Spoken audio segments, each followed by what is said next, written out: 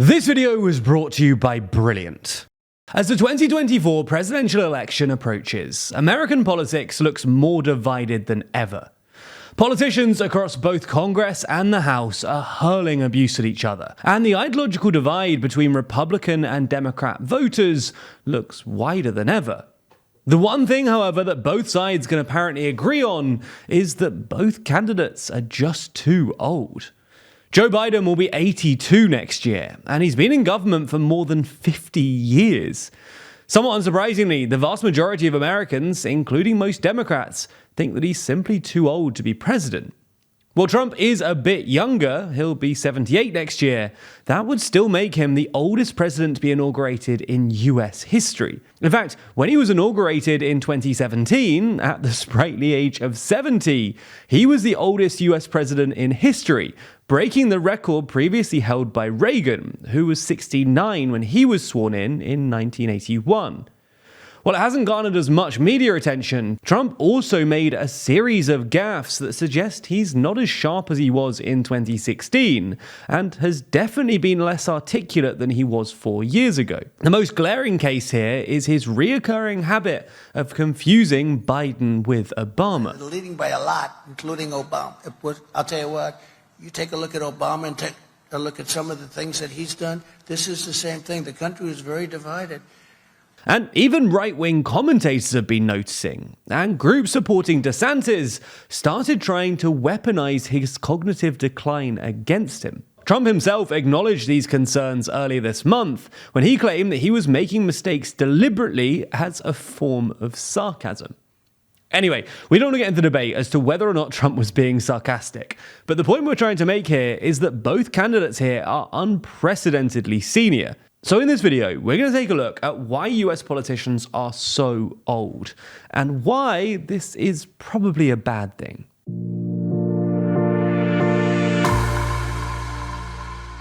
Before we start, if you haven't already, please consider subscribing and ringing the bell to stay in the loop and be notified when we release new videos. Now, at first glance, you might dismiss the fact that both Trump and Biden are so old as an anomalous accident.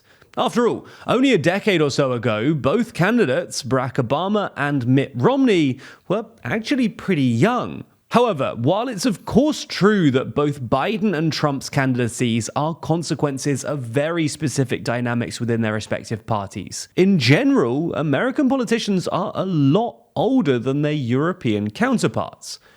According to data from 2023, the median age in the Senate is now over 65, compared to about 58 in the House of Representatives. That's a lot older than the UK, France, Germany, and Italy, where the median lower house legislator is about 50. And that's despite the fact that all of those countries have actually got older populations than the US.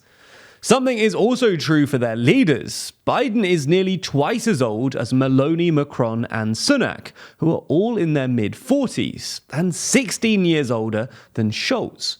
The only country that even comes close to the US here is Japan, which has a median legislator age of 57.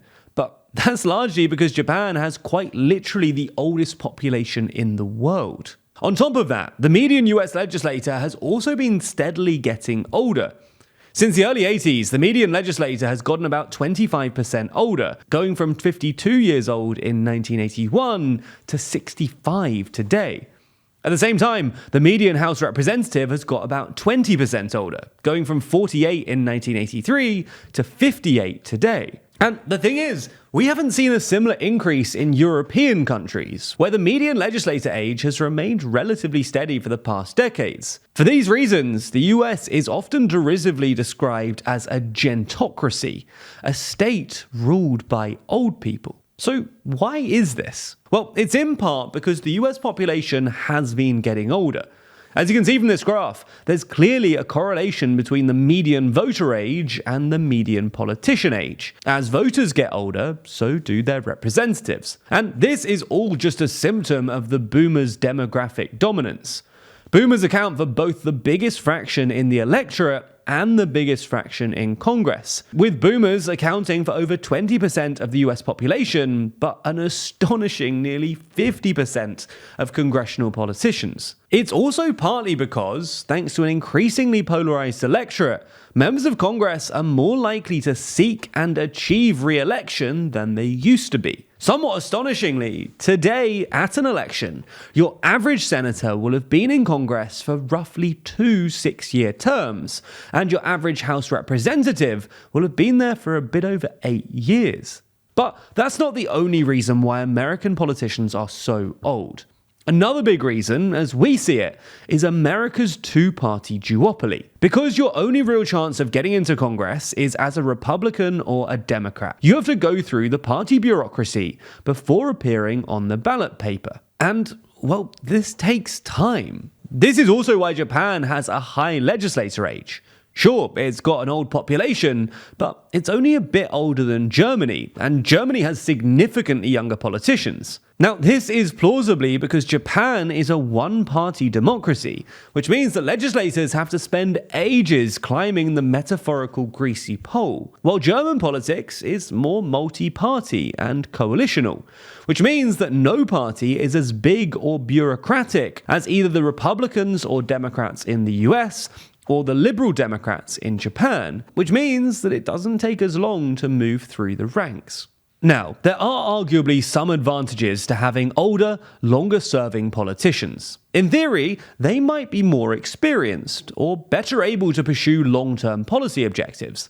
However, there are some obvious downsides too. For starters, some of them are clearly past their mental peak, and occasionally even die in office.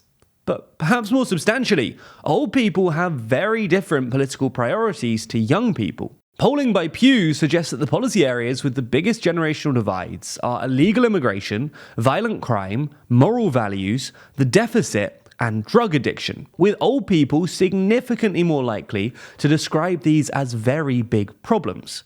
Converse people, young people are more likely to describe unemployment, climate change, and healthcare affordability as very big problems. That's not to say that old legislators will necessarily overlook young people's priorities. And to the extent that young people have been marginalized in American politics, that's probably more a function of America's overall demography rather than its aged legislators. Nonetheless, it's at least true to say that it doesn't help. And this might partly explain why young Americans just don't feel represented by Congress. A lot of the stuff we talk about at TLDR can often seem pretty complicated, especially when we dive deep into economics and detailed data. But there's a fun and easy way for you to learn more about these topics, which doesn't cost thousands of dollars or take years and years of schooling. That's because Brilliant is the best way to learn maths, data science, and computer science interactively. And it doesn't take long to learn either. These complex topics are broken down into accessible chunks designed around your busy schedule. That means that by spending just a few hours a day, you can accumulate new knowledge over time in an actually fun way. As time goes on, you'll get used to that empowering feeling of learning too, because this isn't just about memorization and lectures. Brilliant teaches you by doing, using active learning techniques to teach you the principles behind otherwise complex subjects, and ensuring you actually understand what's going on. So, whether you want to brush up on basic math skills, improve your employment prospects by learning about future technologies, or just have fun with coding, then you can check out everything that Brilliant has to offer for free for a full 30 days by clicking our link in the description. Plus, the first 200 of you to sign up will get 20% off Brilliant's annual premium subscription. Thanks for your support.